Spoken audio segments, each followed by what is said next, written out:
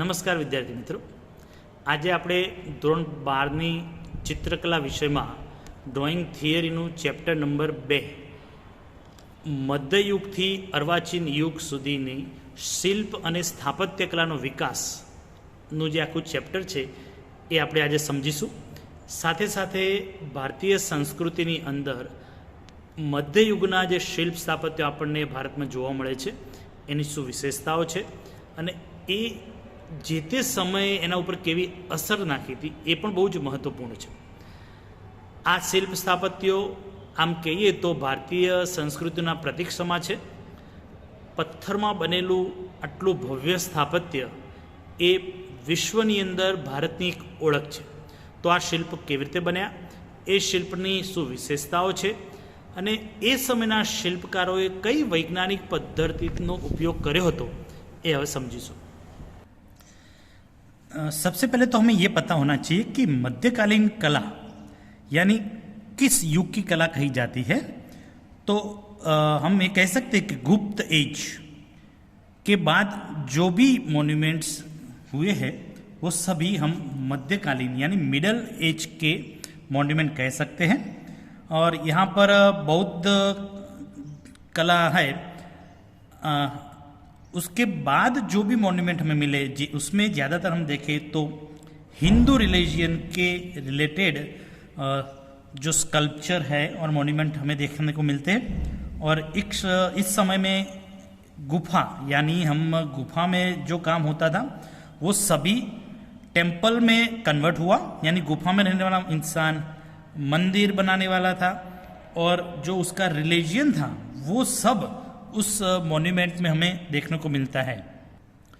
और उस समय ज़्यादातर बड़े बड़े मंदिर बने और स्पेशली कहा जाए तो साउथ इंडिया के अंदर और गुजरात के अंदर या गुजरात राजस्थान देखिए और साउथ इंडियन के टेम्पल आपको अगर स्टडी करेंगे तो साउथ इंडिया में जो हमें टेम्पल देखने को मिलते हैं वो बड़े बड़े हाइट वाले होते हैं और गुजरात में ग्राउंड फ्लोर पर लंबी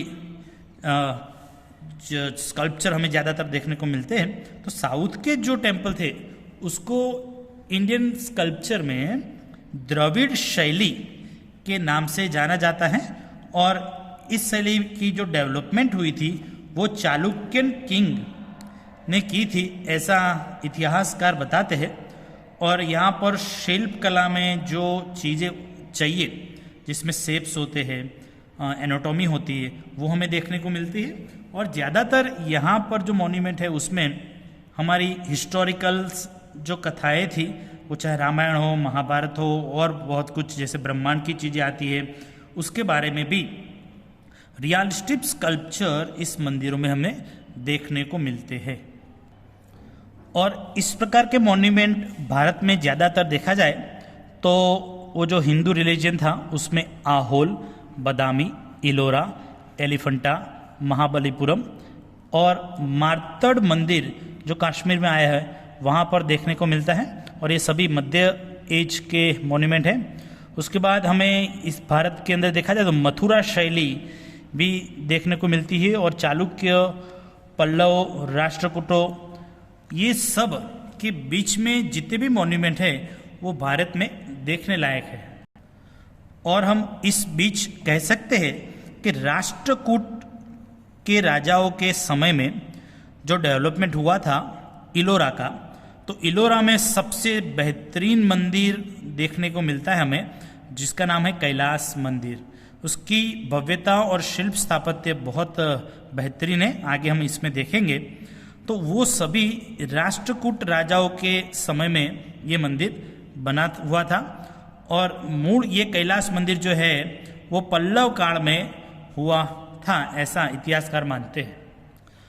और हम कह सकते हैं कि इलोरा के अंदर आया हुआ एक कैलाश मंदिर जिसमें स्थापत्य कला और शिल्प प्रणाली जो हमारी थी वो सर्वोच्च स्थाने पहुंची हती.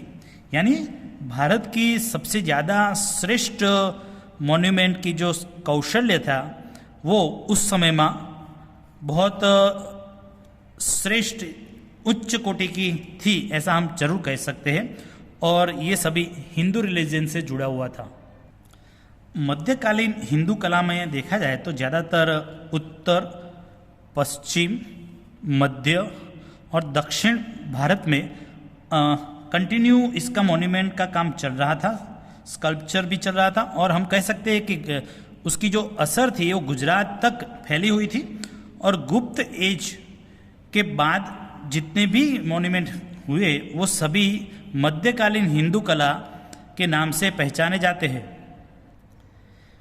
इस समय के शिल्पकार इतने कौशल्य वाले थे कि मंदिर की हर एक चीज़ को वो बारीक नक्शी काम करते थे, और उनकी कला के वजह से ये मंदिर भव्यता प्राप्त करता था। उनकी कला में देखा जाए तो एक तो सिंप्लिसिटी, उसके बाद जो फिगर थी उसमें एनाटॉमी और सुंदरता हमें देखने को मिलती थी। और मंदिर की हर एक दीवार को आपको इतना बारीक नक्शी काम देखने को मिलता था कि वो काम जैसे हम वुड पे करते हैं वैसा काम उन्होंने सॉलिड स्टोन पे किया है, जिसकी वजह से मंदिर एक भव्य और शिल्प स्थापत्य में हम मान सके इतना भव्य बनता था। और ये जो शैली है वो दक्षिण भारत में द्रविड़ शैली के नाम से जानी जाती है। तो हम अब इस समय के मॉन्यूमेंट के बारे में आगे चर्चा करेंगे। मिडल एज के स्थापत्य में सबसे पहला आता है कोणार्क नु सूर्य मंदिर, यानी the sun temple at Konark. ये भव्य मंदिर उड़ीसा स्टेट में आया हुआ है और भारत की जो मंदिरों की सबसे श्रेष्ठ श्रृंखला है उसमें सबसे सुंदर है। आप भगवान शिव को ये समर्पित मंदिर है। दोस्तों, यहाँ पर हमें पता होना चाहिए कि यहाँ मैंने आगे बताया कि ये सन टेम्पल है। तो भारत के अंदर सन यानी सूर्य के दो ही टेम्पल हमें देखने को मिलता है। एक जो आप यहाँ फोटोग्राफ्स में देख रहे हैं, एक कोणार्क का सन टेम्पल है जो उड़ीसा में आया है, और दूसरा एक सन टेम्पल है जो गुजरात में मोढेरा गांव में आया हुआ है। और हम ये जानते हैं कि ये सन टेम्पल है और सूर्य खुद पूरे ब्रह्मांड और विश्व को अपने तेज से प्रकाशित करता है। इसीलिए ये जो टेम्पल है सन का, उसका ये जो गर्भगृह का पार्ट है उसमें कोई नेचुरल लाइट नहीं है, यानी हमारी ये जो इलेक्ट्रिसिटी की लाइट है वो नहीं होती और सूर्य के तेज से ही स्वयं प्रकाशित हो, ऐसी साइंटिफिक रचना हमें इस प्रकार के मॉन्यूमेंट में देखने को मिलती है। और कोणार्क में जो सूर्य मंदिर का जो निर्माण है वो गंगाराज वंशना नरसिंहदेव पहलाना शासन काल में ये पूरा डेवलप हुआ था। तो यहाँ पर जो टेक्स्ट बुक में मैं अंडरलाइन करता हूँ आप देखेंगे। और शुरू में ही भगवान सूर्य यानी भगवान जो सूर्य है उसका जो रथ, ये दो टेम्पल जो मैंने अभी बताया कोणार्क, तो ये जो पूरा मंदिर है वो रथ मंदिर है, यानी रथ के ऊपर बना हुआ है। और मोढेरा के जो सूर्य मंदिर था वो कमल की पंखड़ी पे बना हुआ है।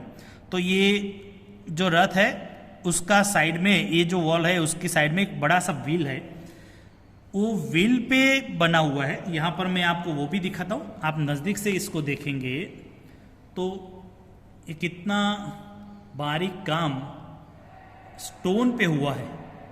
यहाँ कहीं पर सीमेंट या वुड यूज नहीं हुआ, स्टोन यूज हुआ है, इसलिए ये बहुत भव्य दिखता है। और इसका साइड का जो व्हील है, मैं अभी आपको यहाँ व्हील भी दिखा रहा हूँ, तो आप इसको देखेंगे तो इसके ऊपर जो बारीक नक्शी काम हुआ है वो हमारे भारत की पहचान है।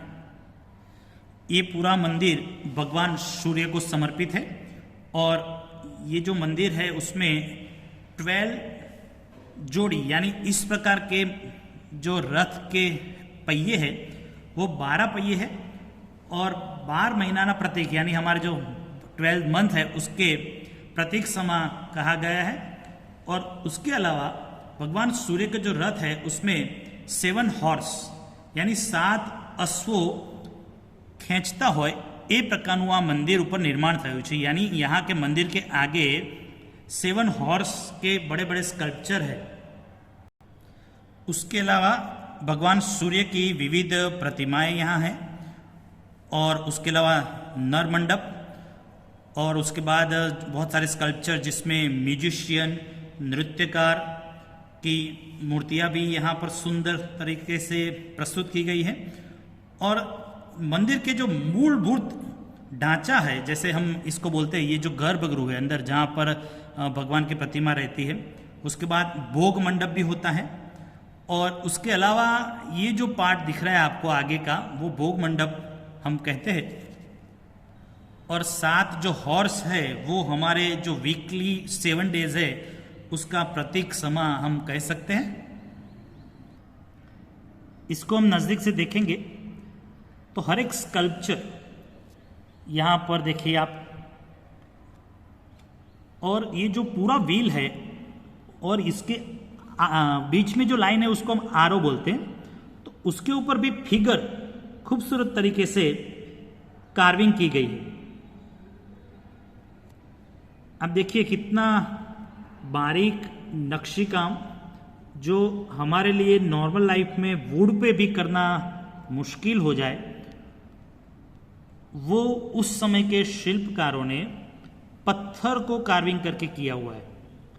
इसीलिए हमारे मॉन्यूमेंट पूरे विश्व में अपनी एक पहचान रखते हैं।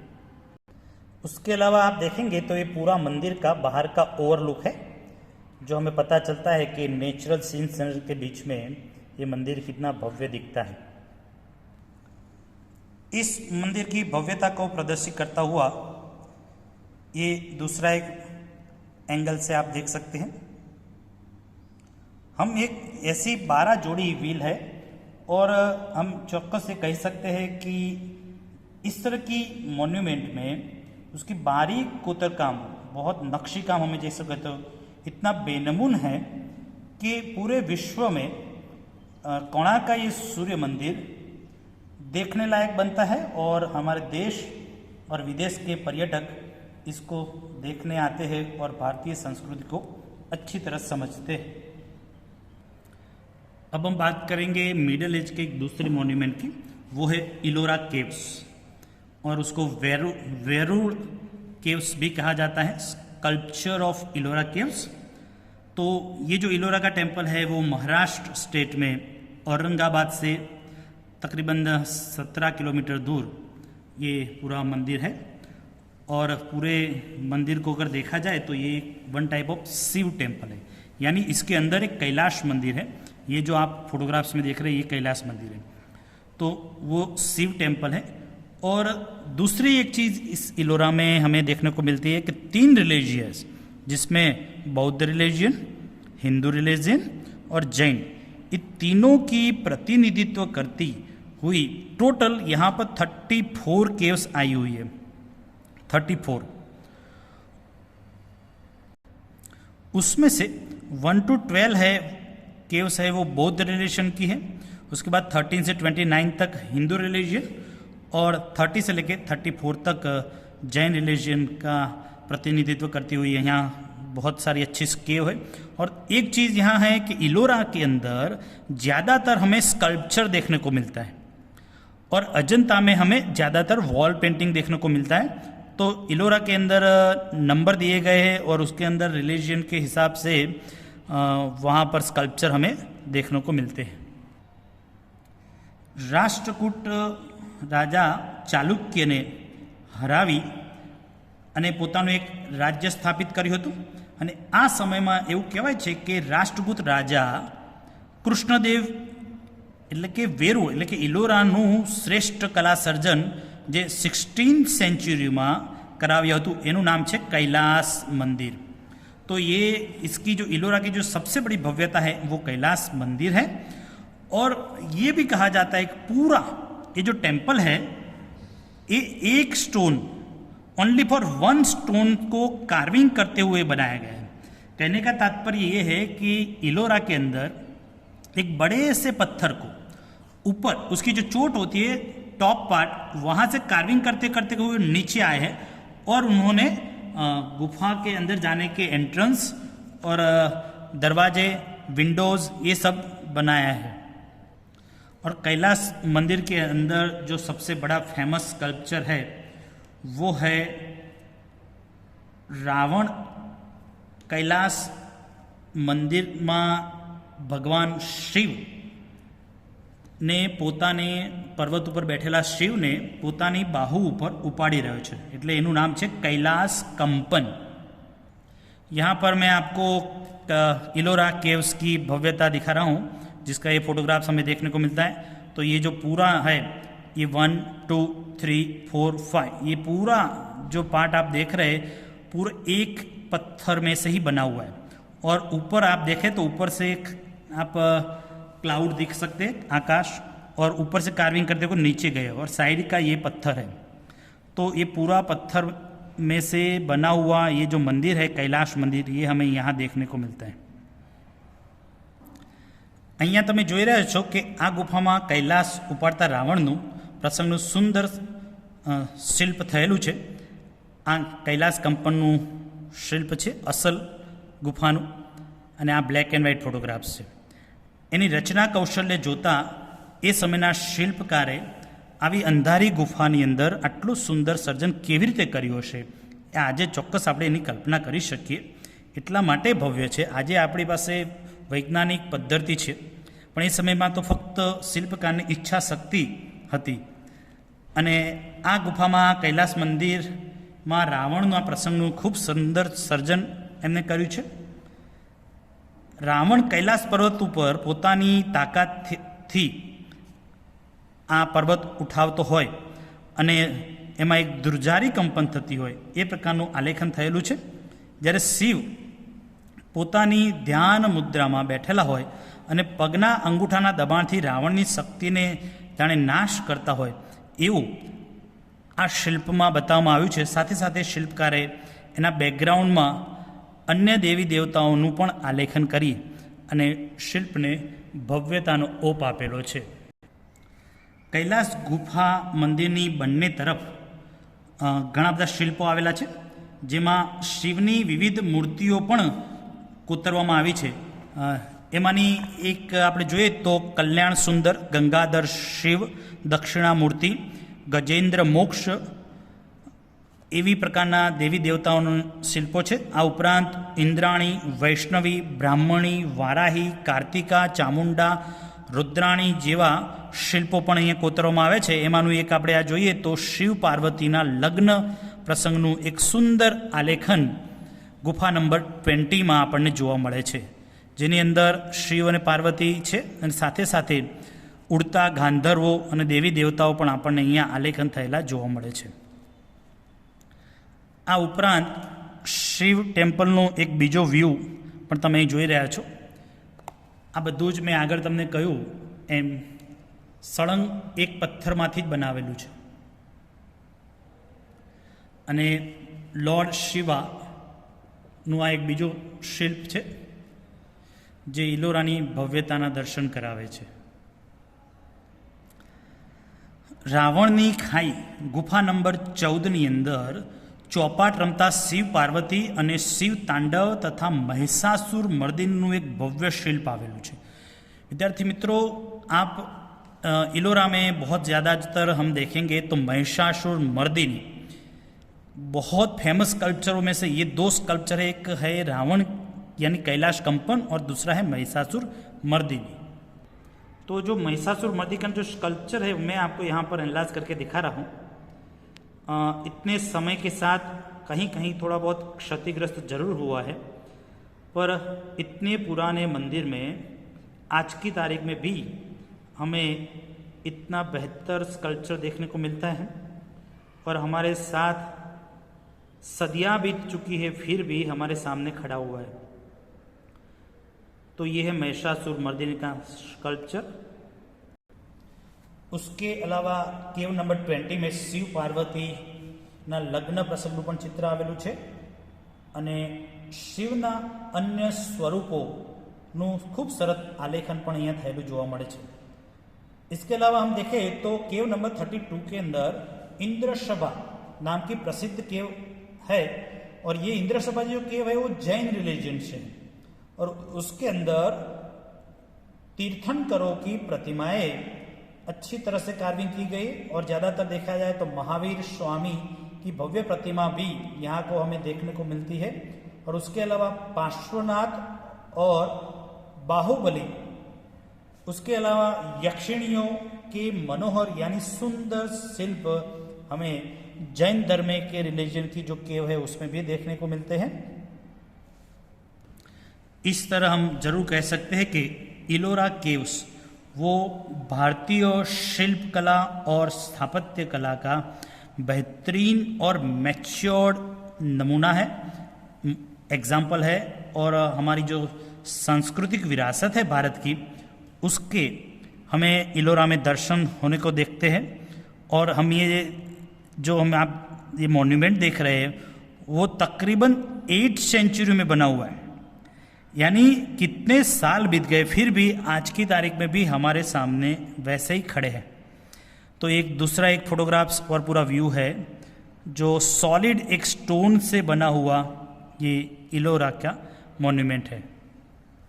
तो विद्यार्थी मित्रों, આજે આપણે મધ્યકાલીન શિલ્પકલાના બે મોન્યુમેન્ટની ચર્ચા કરી અને મધ્યકાળ કયા સમયમાં હતો એની ચર્ચા કરી। ખાસ કરીને એલિફન્ટાની કેવ્સ અને એના પછીના જે મોન્યુમેન્ટ છે એની આપણે બીજી વાર ચર્ચા કરીશું। અને આજે આપણે વાત કરી છે એક તો સન ટેમ્પલ ઓફ કોણાર્ક અને બીજું છે ઇલોરા કેવ્સ। તો આ બંનેના શિલ્પ સ્થાપત્યની ભવ્યતા જોઈ સમજી।